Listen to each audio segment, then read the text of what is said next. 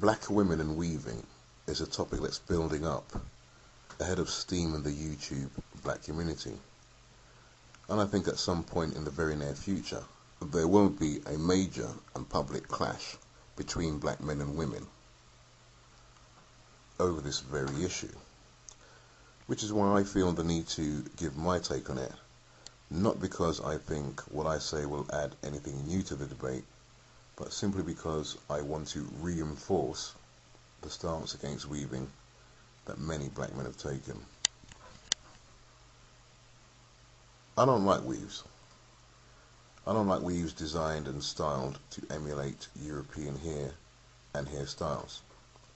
First of all, weaving does nothing for the vast majority of black women, and only accentuates the very thing they're trying to negate, namely the African characteristics of their facial appearance.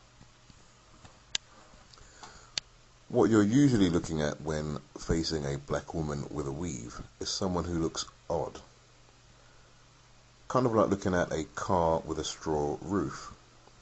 It fucks with your mind because it's so incongruous. You know, it just doesn't seem right because it doesn't fit. And the more you see it, the more disagreeable it becomes. I mean, even on black women whose facial characteristics bear closer resemblance to those normally associated with white people, or rather non-black people, a weave still looks odd. And it's just as offensive to my eye. I've asked myself why. Why don't I like weaves? After all, it's just a fashion thing, with no more significance than painting one's nails or wearing lipstick, right? Wrong. Weaving is black women's capitulation to mainstream worship of all things white and European. In other words, they've sold out.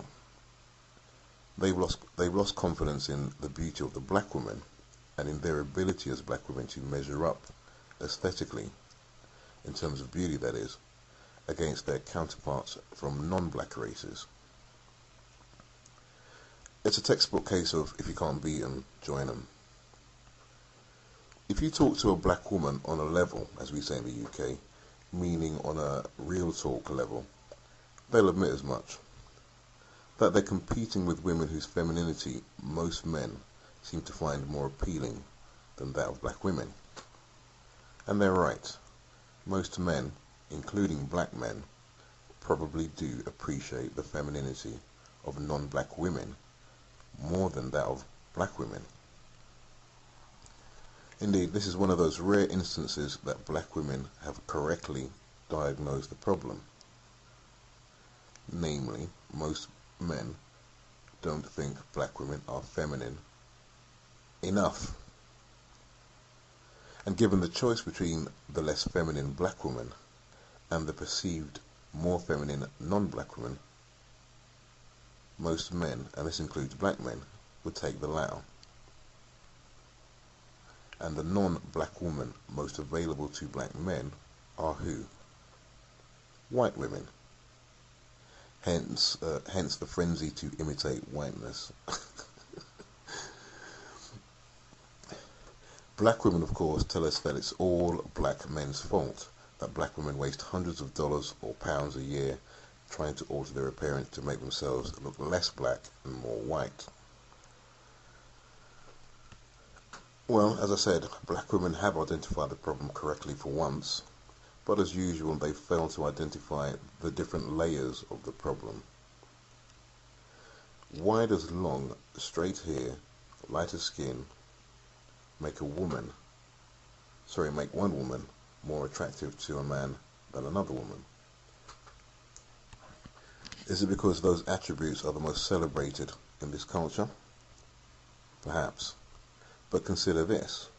Black men possess exactly the same ethnic characteristics as black women, and yet our beauty is admired, envied, and even threatening to most other men.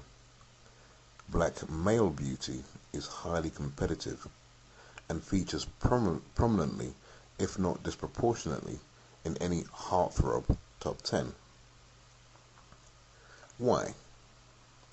because we don't fake. Our grooming regimes accentuate our ethnic difference from other races rather than downplay them. We cut patterns into our heads, something that works best on black hair. We cornrow it, dreadlock it, shape it, afro it. We work with what nature gave us.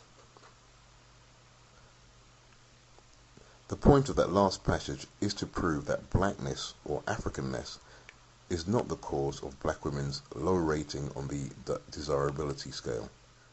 Remember, we're talking about femininity here. And once again, black women are the authors of their own misery. What is it that black women tell us we're supposed to love about black women? Independent black woman, strong black woman, don't need no man black woman, black men ain't shit black woman, men are intimidated black woman, I'm all that black woman. Yeah. Well, if black women are all that, as much as they claim, then how come they complain more than any other woman that they can't find a man? And how come we don't see successful non-black men chasing after and marrying black women? Delusional or what? Anyway, darling, it's not to do with it's nothing to do with white women being more attractive than anybody, because they're not. It's you, black woman. You just can't shut the fuck up and be nice. Alright? When you're doing all your bragging and sloganizing, how come there's no slogan for nice black woman, kind black woman, helpful black woman, loving black woman? How come they're all defiant slogans? You know, keeping people at arm's length type slogans. Joker. I mean, nobody has anything bad to say about Chinese women. I mean, think about it. When was the last time you saw a Chinese woman getting her attitude on, neck rolling, cussing somebody out, fighting in the street, and making a nuisance of herself? I've never seen it personally. When was the last time you saw a black woman misbehaving like that? Every day of my life. Yeah. Lack of femininity is the problem, not lack of whiteness. I'll repeat that. Lack of femininity is the problem, not lack of whiteness, sister. Be a lady. Try that. Try being a lady. Be gentle. Be respectful. Talk audibly but quietly. Maintain your composure even and especially during conflict situations. Right? Allow others to speak. Then you speak. If you cannot reason with somebody, walk away quietly. You see, what you're trying to do is become a beautiful white woman on the outside, rather than just being a beautiful black woman on the outside, and more importantly, on the inside. To do that, you have to love yourself just as you are. And the way to start loving yourself, I think, is to let go. Let go of all the bullshit. Just let it go. You can't change anyone else. And you can't really change your appearance that much. But what you can change is the person that you are. It's up to you to do that. layer.